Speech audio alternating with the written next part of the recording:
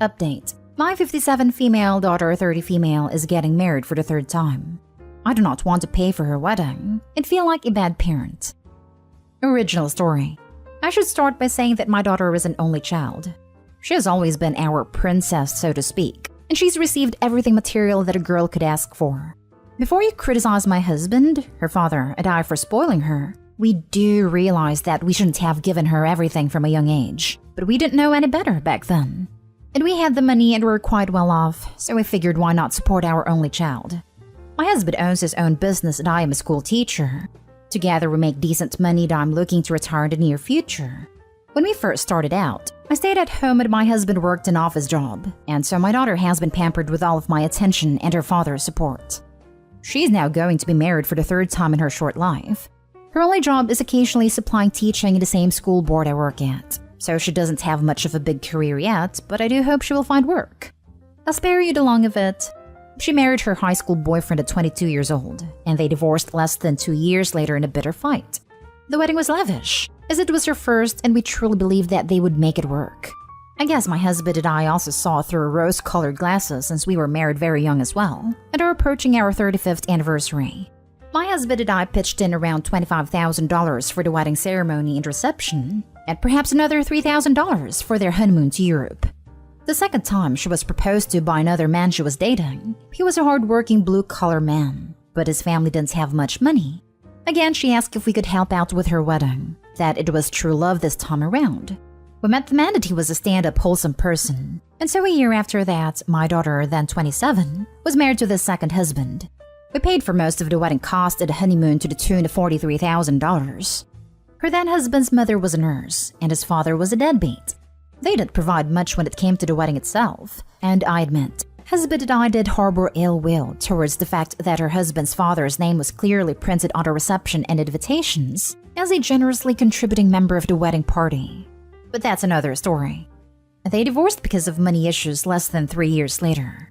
We, tired by this time, forked over money for her divorce costs and tried to regroup our finances. We do have a comfortable nest egg saved up for our post-retired life. I would like to travel the world and maybe buy a small lake house with my husband. He also enjoys woodworking as a hobby.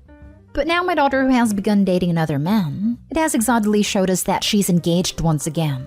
The man in question proposed less than a year into their dating, and she's elated more than anything, because after her second divorce, she didn't think any man would want her anymore. My daughter has hinted at wedding costs and brings home bridal magazines and ideas for cakes and dresses and venues. I don't want to be happy for her happiness, but there is a voice inside me that is screaming, enough. We have spent almost over $140,000 of my husband's and my money for my daughter's 2 failed marriages. Wedding, reception, honeymoon costs, divorce costs. And I cannot believe she's thinking of planning another lavish ceremony at our expense.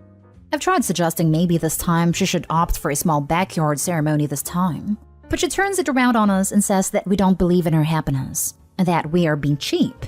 She's our only daughter, and her father and I are quite well off. Which, to be fair, she is right. I'm at a loss of what to say to her. Now for the top advice before reading the update. You are continuing to feed into your 30-year-old daughter's spoiled princess lifestyle. She should have been thrilled with 1 wedding, and she got 2. Cinderella needs a reality check. When she starts talking about wedding plans, tell her that you and your husband have talked, and your budget will gladly allow you to pay for her cake. If she whines about you not loving her and believing in her happiness but not financing the entire wedding/honeymoon, pull out her 2 wedding albums. Tell her she had planned 2 beautiful, expensive weddings, but all the money spent on that day did not make love develop or grow in those marriages. Money doesn't equal happiness or love. You support her decision to marry this man and will gladly attend the ceremony however/wherever they want to do. But this is not going to be on your dime as you have retirement to plan ahead. So lots of people have told you that you shouldn't pay. What I haven't seen yet is someone saying she will probably throw an epic tantrum when you put your foot down, and you will have to stick it out or she will win. And the next time you try to put your foot down, she'll throw an even bigger tantrum. This is a well-known and researched behavioral phenomenon known as extinction, which is what happens when you stop reinforcing behavior that used to be reinforced. If you don't firmly say no and stick with it, you are forever screwed. She will say mean things. She'll get really nasty. Stay calm and don't budge. This is a 30-year-old toddler that you've created.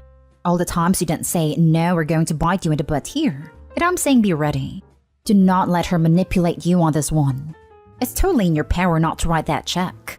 For what it's worth, my well-off parents gave me $5,000 for my wedding in 2008, and I would never freaking dream of asking for their financial support for a second wedding. This exactly. But the daughter may even hate herself for throwing the tantrum while it's happening, but that's not going to stop it. It will feel like a part of her identity is being lost and will hurt. Just the sort of pain that makes a person better. And avoid a direct, no, I'm not paying, will only make the situation worse. It already sounds like she's suffering from all this spoiling, that she doesn't understand relationships well and might feel she needs one in order to feel good about herself. By continuing to throw money at her, you're enabling her, and continuing the inner mental pain that can only be fixed by growing up, not with money. If you pay for this wedding, start saving for the fourth one. That's what I was thinking. Perhaps being an entitled princess has contributed to the 2 failed marriages. They've raised the monster. Jesus, I feel sorry, not sorry, for them. Now for the update 1 year later. Hello, it's been a long time. I wanted to retroactively thank everyone for the advice and the anger. Must admit that hearing others rage about my situation was pretty cathartic for me.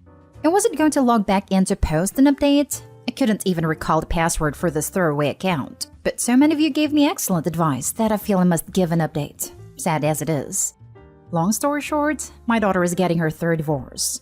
We are no longer in speaking terms, and she has broken our hearts. Short story long, as many of you predicted, she threw a great big tantrum when her father and I told her explicitly that we would not be paying for the wedding this time around. We said we would buy her a wedding dress and a cake, but that would be the end of it. That whatever else she wanted would have to come from her and her husband's pocketbook. She said we don't care for her happiness. She cried. She said that we were selfish. Everything all of you said was going to happen.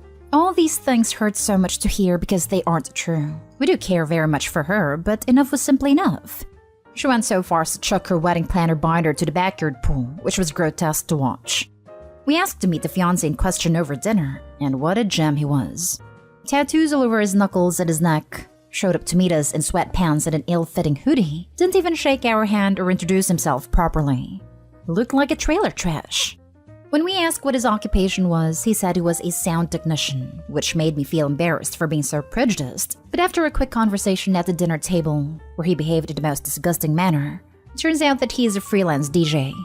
At 39 years old, I believe one should at least be put together, not living with other roommates and working at clubs on weekends. My daughter, I do not know what was wrong with her. She looked at him with such adoring eyes, as if he were the best thing since sliced bread.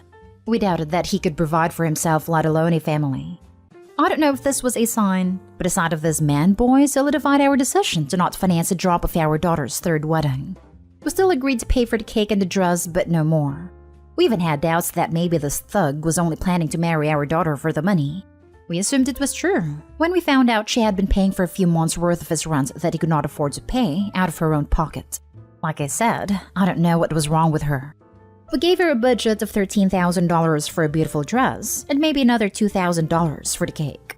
The wedding planning itself was a disaster, as my daughter had a meltdown over every single little thing that went wrong, even though I tried to tell her that she could use the $15,000 budget to plan the entire wedding, instead of just spending it on the dress and the cake alone. That was our intention, that maybe she could scale back the dress and cake for a more humble affair. Maybe it would teach her the value of $1. She would not budge. She did not invite us to the wedding, let alone the reception. We don't even know how it was, as we were not shown any photographs afterward. I spent the entire week crying when I found out she had left us out of the wedding party. She came back a few times with a U-Haul and her disgusting husband to take her possessions from our home and moved in with him. While my husband and I were gone on a vacation to New Orleans right before Christmas, we had received several voicemails from our daughter. Her voice was slurring, as if she had been heavily drinking or on drugs. She said that she was going to divorce as he was a freaking deadbeat who couldn't even treat her to a nice dinner. She said she's had to sell her engagement ring to pay the rent, that she's still living with his roommates, and that this is the part that just sends me into anger. If only we had paid for her wedding and helped her buy home with him. This wasn't even discussed between us. I do not know where she got this idea from, that she would have made this marriage last. If we had given her more money. My God, what have we done? I'm shaking with anger just typing this. My husband wanted to leave her a seething voicemail. I talked him out of it. As far as we know, she has moved forward with a divorce. We will be here for her. We will take her back into our home, but only if she wishes. At this point, we have heard nothing from her, and she does not pick up her phone. It is so easy to blame ourselves for being bad parents, and I just feel so awful. She's our only child, and if any of our nieces or nephews behaved this way to our siblings, we would have cut them out of the family in a second. But we can't. She is our only child, now 31 years old and a thrice divorcee. It pains me so much what has happened over the last year. I feel like I've lost a daughter. Just my impressions here. It isn't the man she wants, it's the wedding themselves. The attention she receives. It seems like she's attracted to that specifically. She's so used to being special that she is trying to increase the number of times, in ways that she feels special. Please, if she does ask to move in with you, and I know you won't be able to say no, have a caveat that she will attend counseling regularly to help her discover the root of her issues. There is something in her life she isn't getting, and she's trying to achieve it by marrying over and over again. A therapist or a psychiatrist may be her only chance. When people are enabled by others for so long, their emotional maturity tends to be stunted. At least that's what I've observed in regards to some of my friends. I am genuinely worried, / curious what will happen to them when their parents aren't able to support them the way they're used to being supported. Yep, this is a result of how a snowflake was raised. Most of the adults I know freaking hate the prospect of having to borrow money from their parents. Princess's entitlement here started long before 30 years old. We will be here for her. We will take her back into our homes, but only if she wishes. I know you think this is going to help her, but have you not yet figured out that this is just another way in which you have enabled her to be responsible? Perhaps you can compromise by requiring she sees a therapist weekly if she lives with you. I'm also sad for her and she needs help. Make it family therapy. You offered her $15,000 after she behaved like that? Are you out of your mind? I feel like I've lost a daughter. This might sound like a difficult truth to hear, but you are not listening. You never had one. You raised a hell spawn. You enabled her. You paid for 2 divorces and weddings. She's 30 years old, for God's sake. Money will not buy love. Hell, $15,000 didn't even buy you a ticket to your own spawn's wedding. That if only we had paid for her wedding and helped her buy home with him. This wasn't even discussed between us. I do not know where she got this idea from, that she would have made this marriage last. If we had given her more money. You mean nothing to her. Do you not see that? You are a source of easy money. You always have been. All she needs to do is scream and shout and cry, and you'll throw thousands and thousands of dollars at her. Stop giving her money. Do not let her back into your home. Stop enabling this monster that you created. She is not a daughter. She's a cancer. Remove her. Now for the last story. My sister and I stopped speaking after her child-free wedding. Now she wants to attend mine. Family side with her. I'm 26, she's 31. Around the time my sister got married, I had a lot going on. I was divorcing, had 2 kids under 2, and me attending her wedding would require an overnight trip, which I was prepared to do, until I found out with less than a week to go that it was child-free. I called her and said I couldn't make it. She didn't take it well. We both said things we shouldn't have and we both apologized, but when we made up, she asked if I could come to the wedding now, and I said no as the circumstances hadn't changed, at which point the argument started up all over again. The day of the wedding, she sent me a series of messages about how she wanted me there, and she needed some time before we talked next, so I needed to wait for her to contact me. That was 3 years ago, and we still haven't spoken. I got engaged 2 months ago, and we told my family a month ago. One of my parents told my sister, who contacted me. I ignored her because in the last 3 years I've moved on. I'm happy she had her wedding her way, but she knew it would cause issues for me, which is why she told me last minute. She said some things about my kids and me that I can't forgive, and if not for me getting engaged, she might have never reached out to me again, as it's been nearly 3 years. So clearly my ongoing presence in her life is not a big deal to her. I've explained my feelings to my family, but they want me to meet with her, hear her out, and invite her to the wedding. I ask what happens if I don't do that, and their responses have ranged from being mildly put out to not going in solidarity. I've asked where this response was when I couldn't go to her wedding, and they've said it's different because I had an invitation while she doesn't. I don't want to get into a debate about me attending her wedding or her coming to mine. I just want some advice on how to address this whole issue with my family in regards to them choosing sides, as I would like them to be at my wedding, but I'm still not inviting my sister. Now for the top advice. I'm sure some won't agree, but I wouldn't bat an eye at anyone saying they wouldn't go in solidarity. If something that silly will prevent them from showing up to my wedding, it's probably best that they not come. I want people that are supportive at my wedding. Might as well put my efforts and attention into those that deserve it. Amen. Anyone who says they'll boycott your wedding out of solidarity can sure handle the response. If that's how you feel, I agree it's best that you not attend. Or, sorry to hear that, we'll miss you, if you want to be more diplomatic. I mean, I could understand if it was solidarity for good reason, but having a cry because someone didn't invite you to their wedding when you didn't talk to them for 3 years is not a good reason. If they wouldn't attend your wedding just because you won't do what they're demanding of you, then do you really want them there or in your life at all? If you do what they want just to have them at your wedding, they will know they can demand other things of you anytime they want, and they will do so. If you want your sister at your wedding, or if you want to hear what she has to say, then meet up with her. But don't let other people push you into it if it wasn't what you want. I do want them in my life, as they're my family, and I love them and my kids love them. But if having them in my life means having my sister, I would need to think that one over. I don't want my sister there. I don't want to talk to her at all. My other sisters are fine, as are my brothers and most of my family, but I don't want this sister in attendance.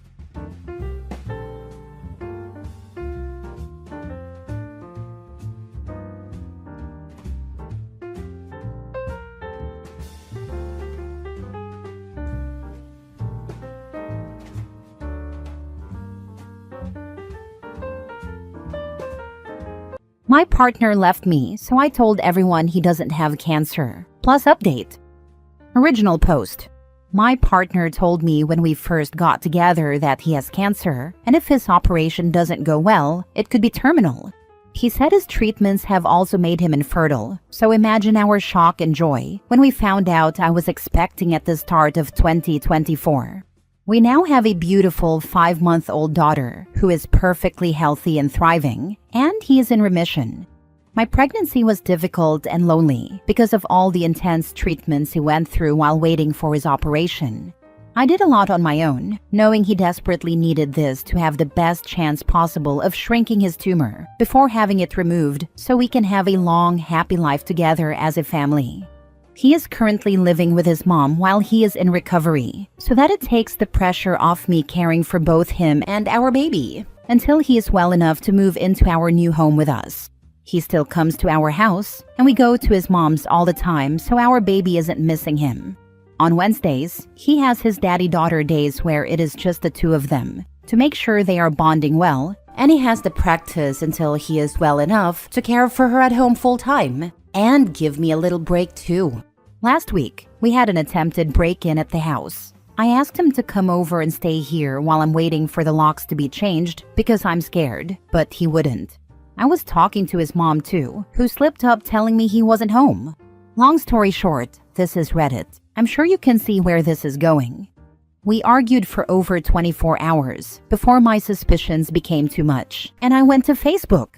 It took me less than an hour to find the first two women.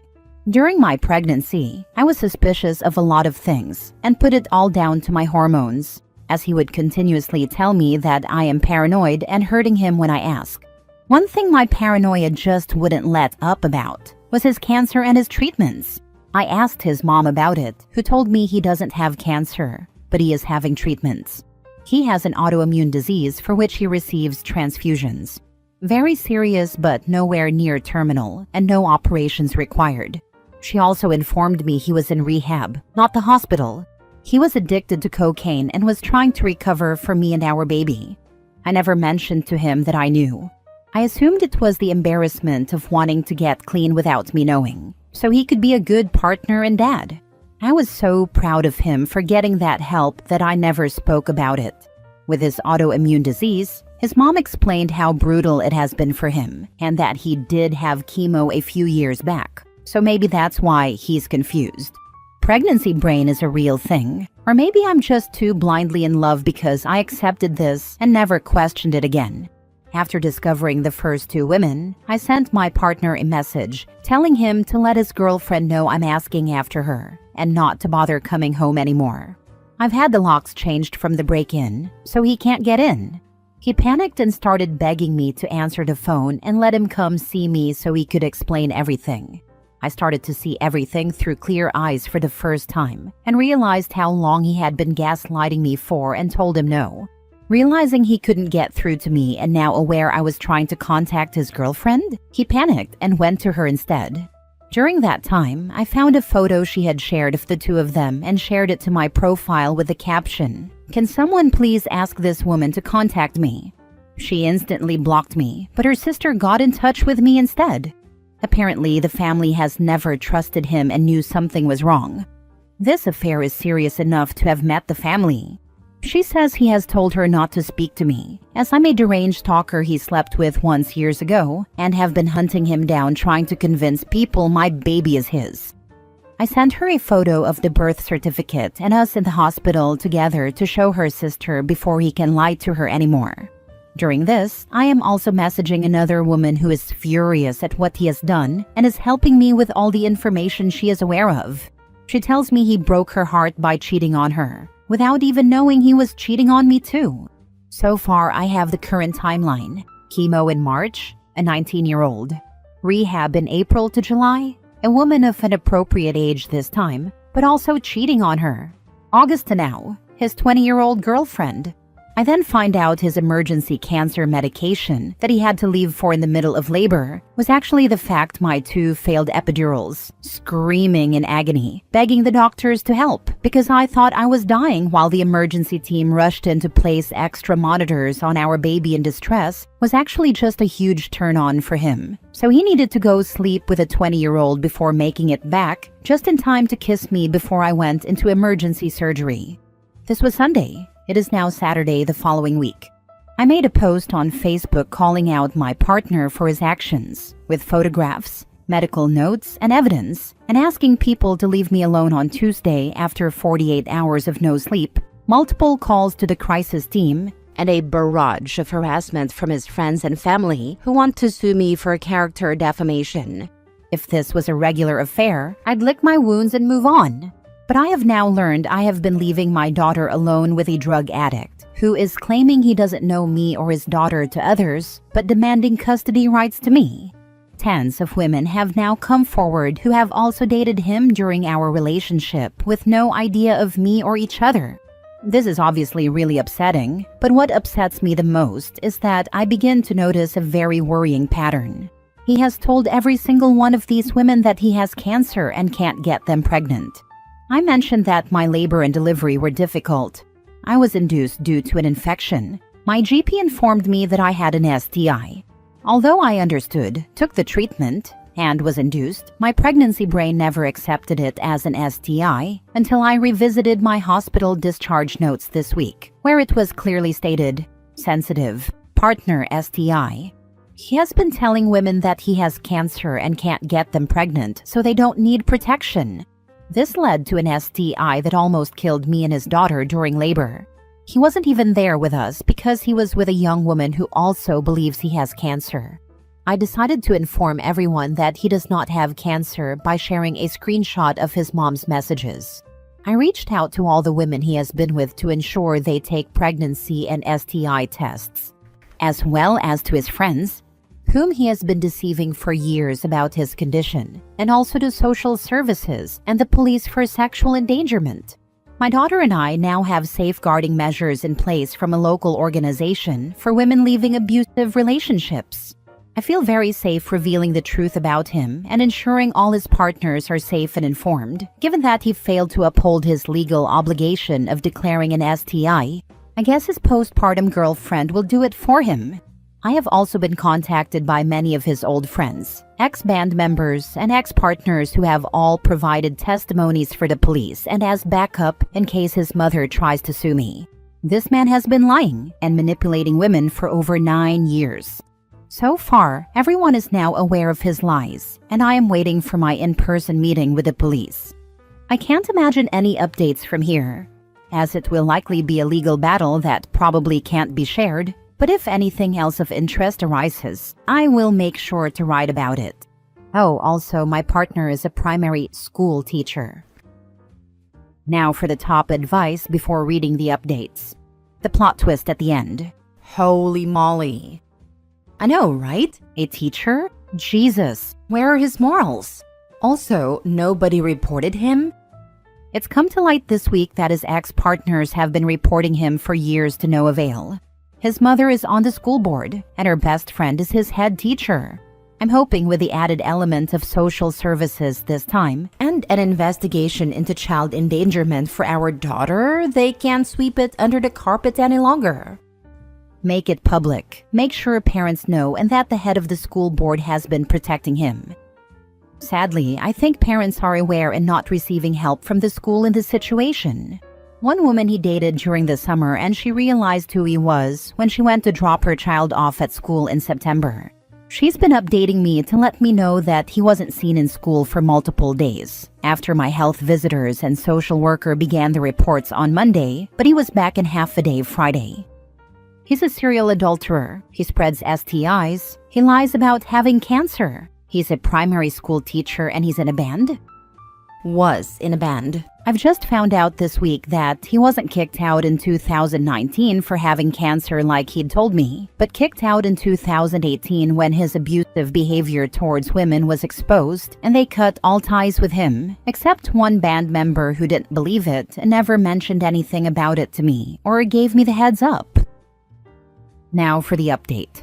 I have spoken to the police this morning. There is nothing they can do unless they find the drugs on his person in the school, so nothing is stopping him from snorting a line before he starts work, as long as he takes nothing else with him.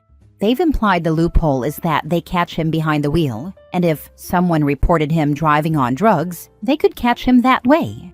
They said they can confirm that multiple reports and investigations have begun before even my report, so they are unable to share much information with me, even though the case involves me. However, they told me it is imperative I apply for Claire's Law and have helped me with the application.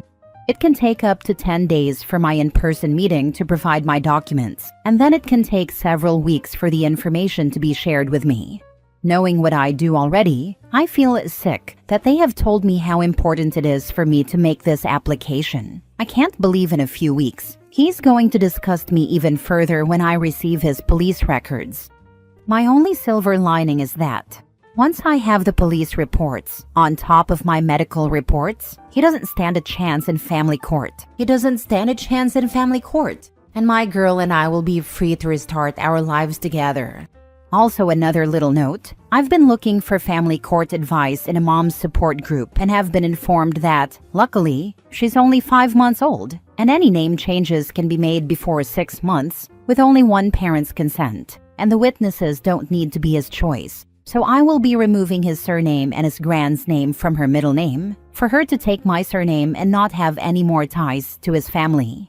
I just wanted to put an apology in here as well, as a lot of people have commented on my poor writing. I am a new mom who was lacking sleep even before any of this came to light. Everything I've written has basically been just a big vent from me. I apologize if it's been difficult to read. You should also look into the Offenses Against the Person Act 1861. If he knew he had an STI and spread it to you and others by telling you all not to use any kind of protection, that may be illegal. In the UK, knowingly spreading an STI can be considered a criminal offense, particularly in the case of HIV, where you can be prosecuted for recklessly transmitting the virus to another person, potentially facing a prison sentence if found guilty. However, prosecutions are relatively rare and usually only occur when there is clear evidence of intentional transmission or high-risk behavior without disclosure of the infection. My health visitor made the exact same point. She said she would look into it for me and make the report on my behalf, as she has a legal obligation to report everything I said anyway. My worry is that when speaking to the police today, they said that without physical evidence, they can't really do much. Even if multiple women come forward with the exact same claim, it's still hearsay and can't be pursued.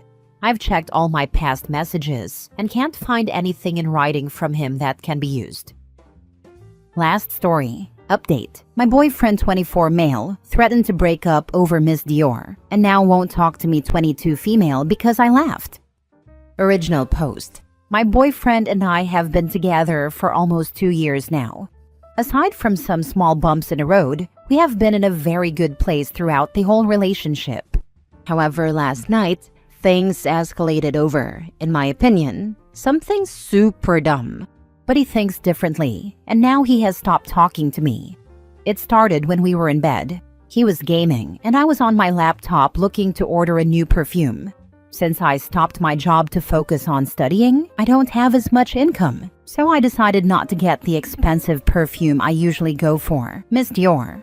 I thought it would be better to find a body spray with a similar scent.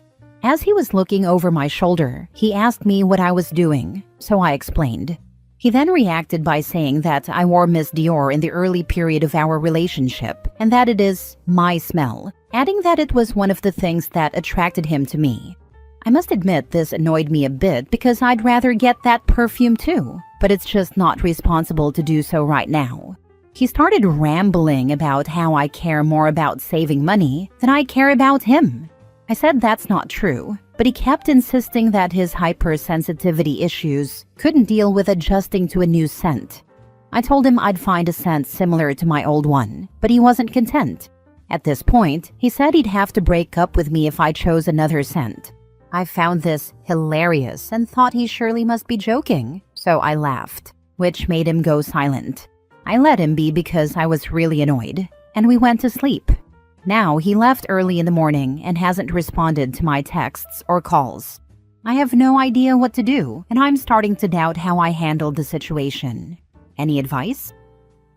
Now for the top advice before reading the updates. I'm concerned that you are even asking this question. This boyfriend of yours tried to assert that you must stick with the Dior perfume and never once offered to buy it? What is wrong with him? In any case, his reaction to your perfume choice is very strange. What are you asking us if you did something wrong? For real, if he liked it that much, saw money was tight for her, why not just get it for her? That's what my boyfriend would do, and he doesn't even really like perfume. This is the solution. If it matters that much to you, I assume that means you will start buying it for me? Thanks in advance. Lol, threatening to end the relationship because you don't stick to the brand of perfume he likes? Say that aloud. He is holding the relationship hostage because you didn't smell a certain way. Yeah, definitely take him up on his offer. Easy way to get away from such an a-hole. Now for the update. Wow, first of all, thank you to everyone who gave me advice and some tough love. I did not expect so many of you to help me, and I definitely teared up at some of your replies. After I posted this, I was a bit of a mess, but after hours of ignoring me, he texted me late in the evening and asked me to meet up, because he didn't want us to be in a bad place. I really wanted to talk to him, at least to clear things up, so I went to his place. When I got there, he still seemed a bit disappointed, but he did say he didn't want us to fight. I felt the same but also took your advice to heart, the idea of letting him buy a bottle. For some context, I do think he might be on the spectrum. No diagnosis, but his dad is, and it would make sense. So I did want to show him that I care and take his hypersensitivity seriously. Therefore, I suggested we split the cost of a new bottle of Miss Dior, and then, until that one was finished, I'd make sure to do research to find a really good dupe. He wasn't convinced and told me, "It's not your birthday anytime soon." I explained that I understood, but we both needed to compromise. Well, to quote his literal words, "If you're such a feminist, you should be financially too." That got me fuming. I had no words, so this time I left. Following your advice, I did some thinking about the rest of our relationship. I realized that other things in our relationship that didn't sit quite right with me at the time were actually situations where he was being controlling and self-centered. I had always brushed them off as little things he didn't mean that way or would eventually learn from. I was wrong, you were right. I asked him to meet up today, and I dumped him. I feel terrible right now, but I know I'm better off. So, anyone have advice for a cheap, nice body spray? That was a difficult decision, but the right one. I don't know where you live, but in the UK/Ireland, Aldi does a great Miss Dior dupe on occasion. It's called Perfect Pink. We do have an Aldi here, so I'm going to check it out. Thank you. Jesus, so he demands it and hinges your relationship on it, but won't buy it for you when you aren't financially able? Real winner, this guy. Good for you. He sounded unreasonable. I would have said that he should pay the difference between the perfume you would have bought and the perfume he wanted you to buy. But his comments are so out of line, it's not even worth thinking about anymore. I didn't even think about this. It would have been a good reaction. But since he thinks I have to pay everything because I'm a feminist, I don't think he would have been okay with that either. I'm so tired of people weaponizing feminism. Good riddance. I always found it very hard to be mad at him for long, but when he said this, I felt like he showed his true colors. And I was so done.